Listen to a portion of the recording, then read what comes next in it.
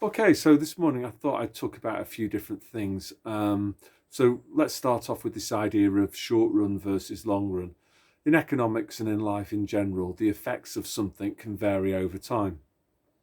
So it's often said by some people that time preference comes into things.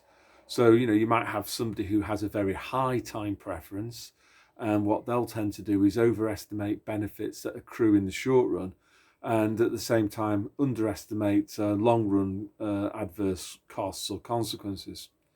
So, straight away you can think about arm spears, can't you?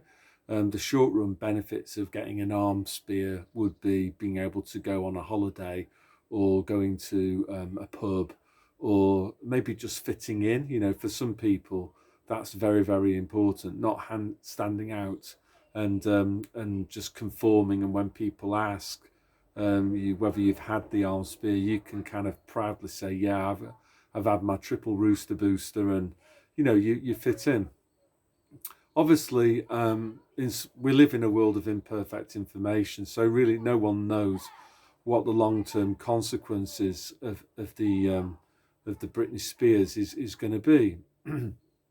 It could be that the consequences are absolutely catastrophic, both in terms of your life. Here, it could be cut short, or you could end up being physically maimed, and maybe, well, not maybe, definitely worse still is the final destination of your soul. More and more, I tend to believe we are in a battle. Oh, I know for certain we're in a battle between good and evil, and I certainly wouldn't want to be taking any of these arm spears, because I don't want to go to hell. I don't want to live in hell. I don't want my God-given DNA being mangled by, well, no one really knows what. No one really knows what the consequences are. I guess the other thing that I wanted to talk about was courage and standing up for what's right. And there is a link actually between the two. Often, cowards, what they are is short-termist. They just take the easy way out, and whatever is the path of least resistance in the short run, they'll go for that. Whereas I think somebody who's brave, they often tend to be more long-termist in their thinking, and they're not sort of put off by long term benefits. So they're actually driven by long term benefits, and they're not put off rather by short run costs. Like I don't know, being ostracized from society or not being able to go on holiday, etc. Um, I guess the other thing that I wanted to talk about too was just sort of worshipping false gods. Again, you could make a link here that the state is being worshipped as though it was a false god, um, and the easiest thing to get to do in the short run is just to go along with all of this sort of nonsense. So, as promised, from the book of Daniel, there's the next part of the story.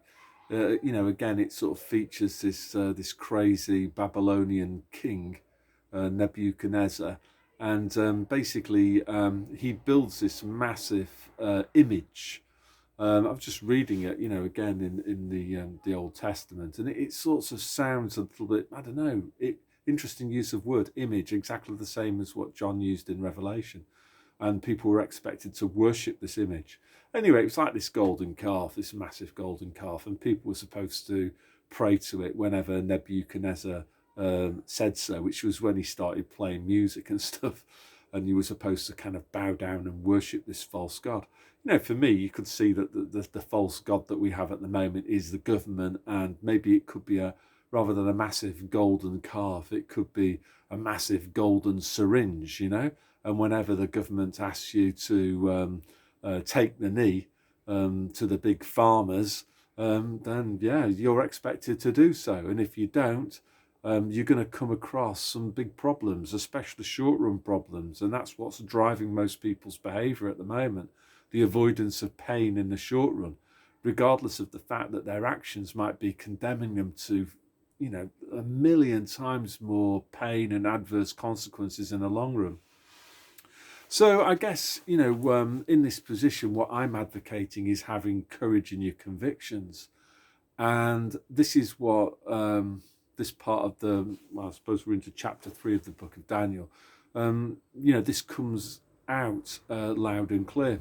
So I'll just read you a bit, and then, I maybe sort of give you my kind of take on it. So verse 16. So basically, Nebuchadnezzar has said to these three Israeli kind of slaves, the people, if you've got to worship my beast, and if you don't do so, I'm going to throw you into a furnace.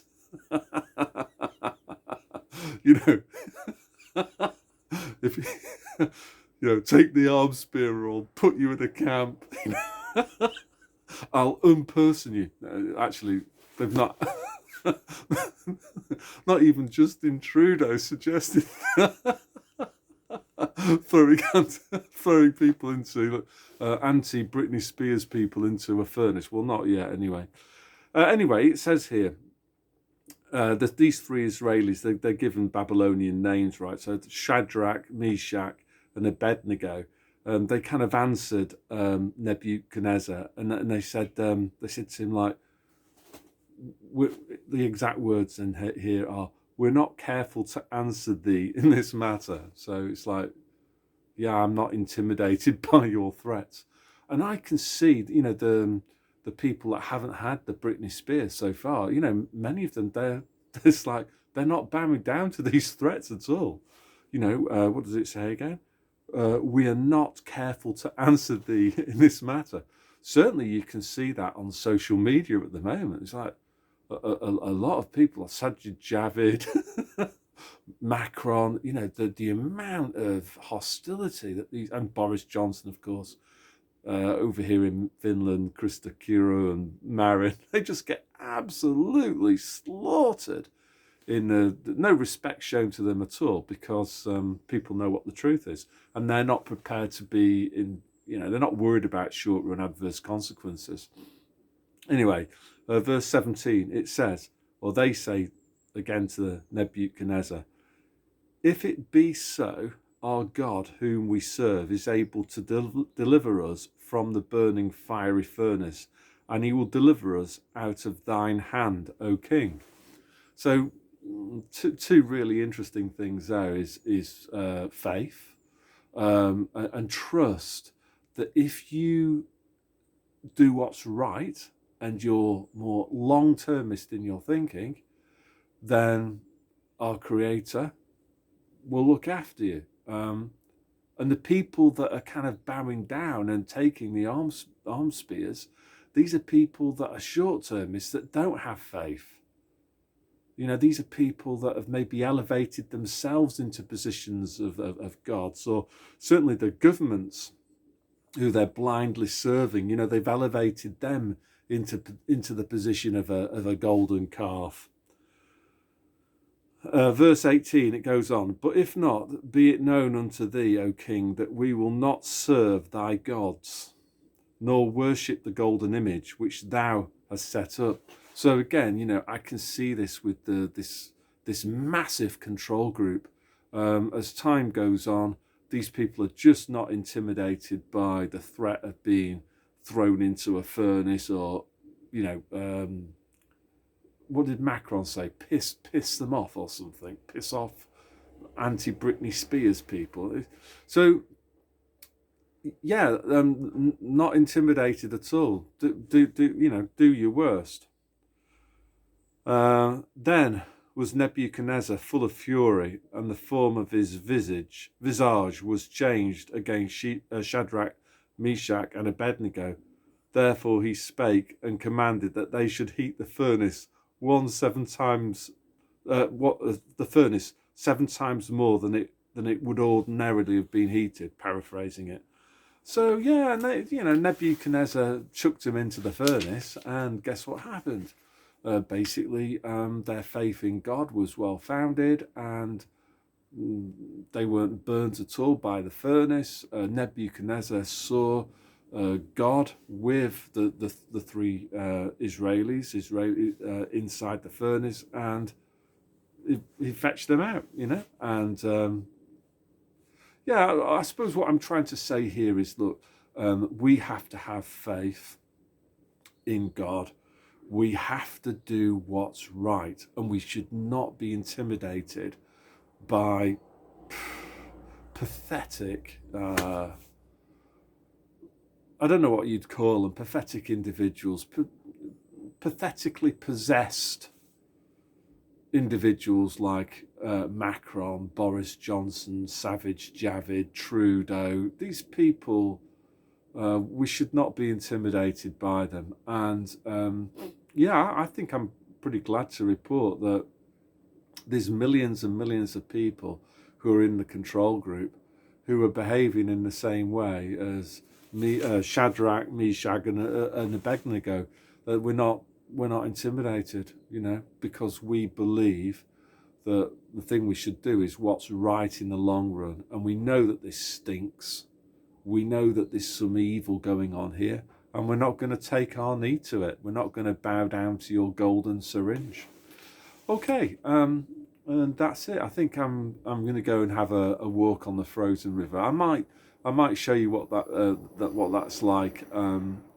Particularly if there's people out there on snowmobiles and stuff, and motorbikes and cars and anything else that's got wheels, because it's actually quite crazy, what the Finns get up to. And it's particularly on a nice day like today, you can see it's sort of, I don't know if you can see, it's like blue sky. Okay, God bless.